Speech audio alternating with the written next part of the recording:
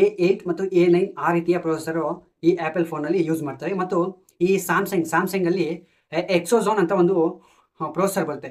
ಈ ಎಕ್ಸೋಝೋನ್ ಪ್ರೊಸೆಸರು ಕೆಲವೊಂದಿಷ್ಟು ಸ್ಯಾಮ್ಸಂಗ್ ಮೊಬೈಲ್ಗಳಲ್ಲಿ ಮಾತ್ರ ಉಪಯೋಗಿಸ್ತಾರೆ. ಮಿಕ್ಕ ಬೇರೆ ರೀತಿಯ ಎಲ್ಲ ಮೊಬೈಲ್ಸಲ್ಲಿ ಮೀಡಿಯಾಟೆಕ್ ಮತ್ತು ಈ ಸ್ನ್ಯಾಪ್ಡ್ರ್ಯಾಗನ್ ಅನ್ನುವ ಪ್ರೊಸೆಸರೇ ಎಲ್ಲ ಫೋನ್ಗಳಲ್ಲಿ ಕಾಮನ್ ಆಗಿ ಬಳಸ್ತಾರೆ. ಮತ್ತು ಈ ಎರಡಕ್ಕೂ ಸಂಬಂಧಪಟ್ಟ ಒಂದು ಇದಿದೆ, ಅದೇ ARM ಅಂತ. ARM ಅಂದರೆ ಇದು ಸಹಜವಾಗಿ ಎರಡು ಮೀಡಿಯಾಟೆಕ್ಕಲ್ಲಿ ಮತ್ತು ಈ ಸ್ನ್ಯಾಪ್ಡ್ರ್ಯಾಗನ್ನಲ್ಲಿ ಯೂಸ್ ಮಾಡ್ತಾರೆ. ಈ ಎರಡರಲ್ಲಿ ಇದು ಕಾಮನ್ ಆಗಿ ಯೂಸ್ ಮಾಡ್ತಾರೆ. ಮತ್ತು CPU, GPU and sensors, lens ಇವೆಲ್ಲ ಬೇರೆ ಕಂಪ್ನಿಗಳಿಂದ ಪರ್ಚೇಸ್ ಮಾಡ್ತಾರೆ. ಅದೇ ರೀತಿಯಾಗಿ ನಾವು ಸ್ನ್ಯಾಪ್ಡ್ರ್ಯಾಗನ್ಗೆ ಬಂದರೆ ಇದು ಅದೇ ರೀತಿಯೇ, ಆದರೆ ಸ್ವಲ್ಪ ಡಿಫ್ರೆನ್ಸ್ ಇರುತ್ತೆ. ಇದು ಸೇಮ್ CPU ಒಂದು ಕಂಪ್ನಿಯಿಂದ, GPU ಒಂದು ಕಂಪ್ನಿಯಿಂದ, ಸೆನ್ಸರ್ಸು, ಲೆನ್ಸು, ಈ ಪ್ರೊಸೆಸರು, ARM ಇವುಗಳನ್ನು ಬೇರೆ ಕಂಪ್ನಿಯಿಂದ ತಗೊಳ್ಳುತ್ತೆ.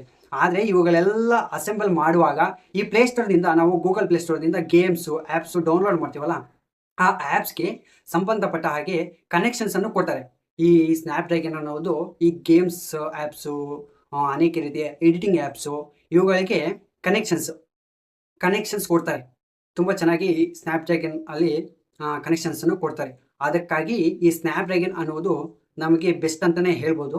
ಈ ಸ್ನ್ಯಾಪ್ಡ್ರ್ಯಾಗನ್ ತುಂಬ ಚೆನ್ನಾಗಿ ಫಾಸ್ಟ್ ಆಗಿ ಮೂವ್ಮೆಂಟ್ ಆಗುತ್ತೆ, ಪ್ರೊಸೆಸರ್ ಚೆನ್ನಾಗಿರುತ್ತೆ ಅಂತ ಹೇಳುವುದಾದರೆ Snapdragon is the best option. Snapdragon 8 elite ಅಂತ ಒಂದಿದೆ, ಅದು ಟಾಪಲ್ಲಿದೆ. ಈ ಸ್ನ್ಯಾಪ್ಡ್ರ್ಯಾಗನ್ ಅನ್ನೋದು ನಮ್ಮ ಇಂಡಿಯಾದಲ್ಲಿ ತುಂಬ ಹೈ ಲೆವೆಲಲ್ಲಿ ಇದೆ ಅಂತ ಹೇಳ್ಬೋದು. ನೀವು ಯಾರಾದರೂ ಹೊಸ ಮೊಬೈಲ್ ತಗೋಬೇಕು ಅಂತಿದ್ರೆ ಸ್ನ್ಯಾಪ್ಡ್ರ್ಯಾಗನ್ ಬೆಸ್ಟ್ ಆಪ್ಷನ್ ಅಂತ ಹೇಳ್ತೀನಿ.